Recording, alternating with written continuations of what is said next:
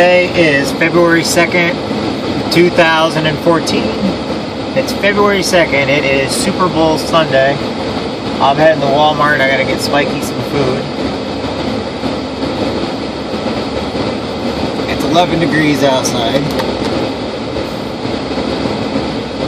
But anyway, what I'm gonna do is I'm gonna try to take these times that I'm in a Jeep where I'm able to talk, but I can't touch anything because of Illinois laws and everything else. Let's see here. I was on I was on the next part after Greg Fish here, and I talked about Ralph and Scott. Anyway, the next thing, the kind of stuff that happened down there was, let's go into Frank Heck and Frank Heck Novelties. Sorry, Don Heck. And Frank is Don's son. I have no problem with Don. He is a lawyer. However, they do have a monopoly on the games in Quincy. Now, Quincy has some of the most bars in the United States in this one single town. It's illegal to have a monopoly on anything. However, Don and Frank have gone out of their way to make sure that whatever it takes, whatever, meaning legal or illegal or not illegal, basically what they have done is they've got a monopoly on every game within about, I'd say, a good 100 miles. They've got a monopoly. M&M is up in Macomb area. They don't touch Don, who's down here. Nobody will do business with you because they all do business with Don. So in other words, when I went and got my games, I had to get my games from... I got my games from American Vending out of Chicago because they just bought out. They're now the world's largest vending supplier. Everywhere from stuff that you serve, any coin-operated device, meaning food to games to whatever it is.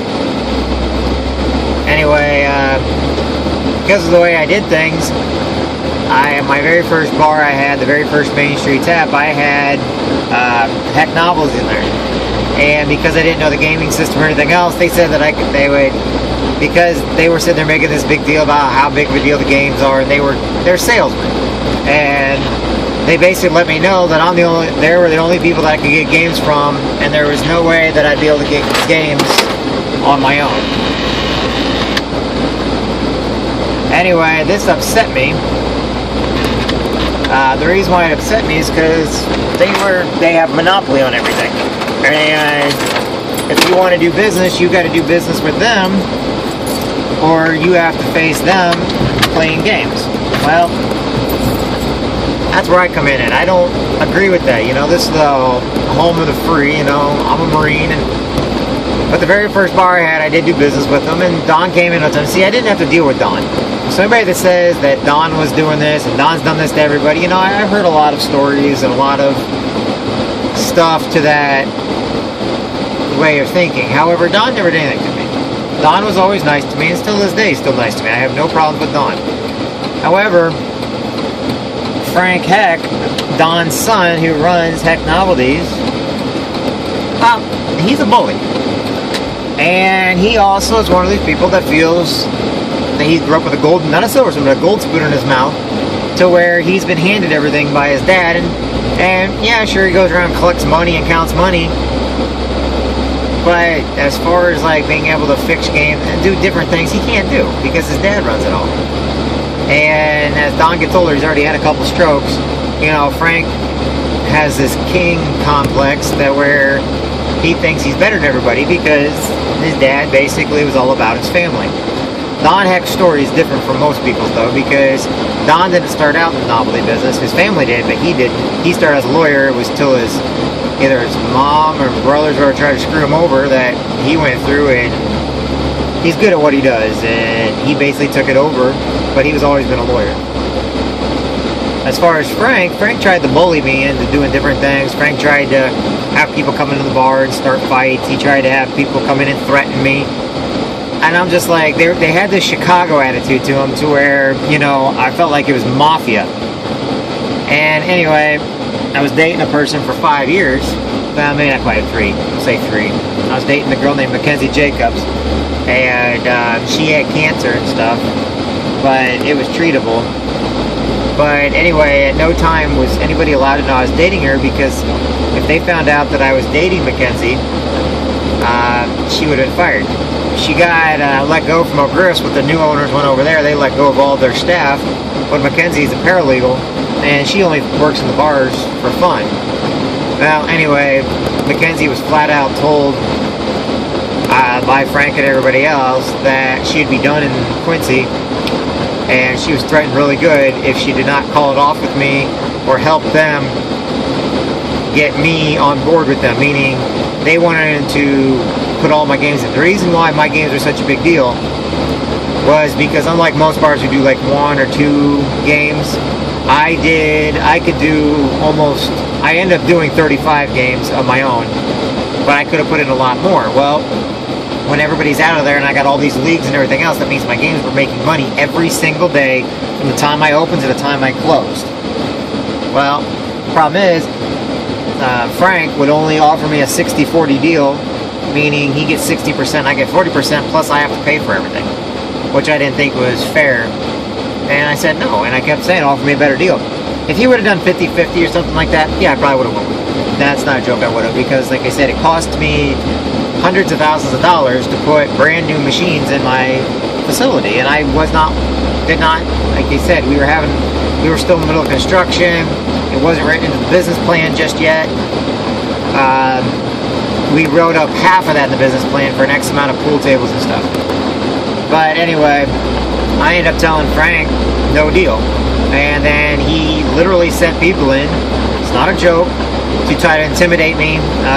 His guys would find me out somewhere. They would do their best to try to intimidate me. They tried to fight me. They tried to do all this other stuff, and I just would not budge. I mean, I was being intimidated through mafia means of persuasion. And the problem is, they could never do nothing to me. So they made it their main goal to hurt me. Well, places like Rack Daddies and Stingers at the time, they weren't dealing with they were only dealing with Don. It's either Don was their lawyer, Don was in charge of things, or they had Don's game. So in other words, Don had his hand into something. I say Don because Frank, even though Don's name's on everything, Frank's the one who controls everything, but Don's name's on everything. So what did Frank do? He ended up putting his girls, he's got a couple girls, to spy on me right across the street at Jen's Dance Academy. Now, how do I know? Because the second that I closed up, or the second after a year I was open, he pulled his girls out. He no longer wanted to go through Jen's. He was only there to spy on us. Now, my daughter's in Jen's Dance Academy currently also. But it was all just an intimidation factor. He wanted to make sure that I saw him every day, that he was watching me. Well, it didn't work with me. You know, I'm a combat vet. You know, you're not going to intimidate me on too much. I could care less about politics. I could care less about the good old boy system. The only thing I care about is the people that are around me, giving a good product for a good time, for a good service, you know. And we did exactly that.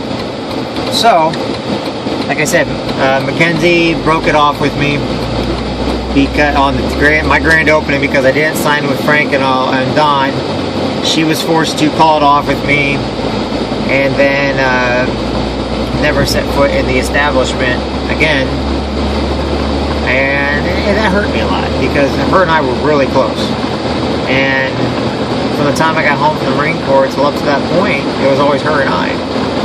And she just, like I said, they were bleeding her dry, and they were purposely making an example out of her to get to me. And I just felt like, you know, they were coming after me and my family just because I refused, you know, because I believe in freedom, and you know, you're not free if you're forced to do something. Anyway, that is the situation with Don and Frank. Oh yeah, they also sent in people to steal my pool balls, pool sticks, and then next thing I know, because I marked all my balls, which I didn't know, at 7 pool tables, you look at how many pool balls are in each hole. I bought my own balls, but I had them marked. So then we would go to different bars and stuff, and I'd ask them where they got their ball, and they said that Frank or one of his guys would bring them in and give them new balls. Well, actually, they were balls from my nightclub. So they were in there stealing sticks and balls, and they were stealing all my stuff. Because believe it or not, pool balls are not cheap. They're really not cheap at all. And they were doing their best to steal this stuff from me, and then they were going to go around to their bars where they had their pool tables and stuff, and they'd put that stuff in there. You know, so you start adding all this stuff together. I've got a guy that's trying to intimidate me because I won't deal with his games, and so he wants to hurt me. I won't buy their dart packages or their darts or anything else because it's a monopoly, and I don't believe in a monopoly. I got a bank my banker killed himself, so now they're trying to get out of giving me the money that was promised us. I've got a person like Greg Fisher, who his dad and his son are two of the greatest people I know, but Greg Fisher decided that he wanted to get certain bands in my club, and because he couldn't do that through me because they were just too expensive, well, he didn't care about that. And also because I hired people that he don't like, and he was basically trying to show that he's in charge.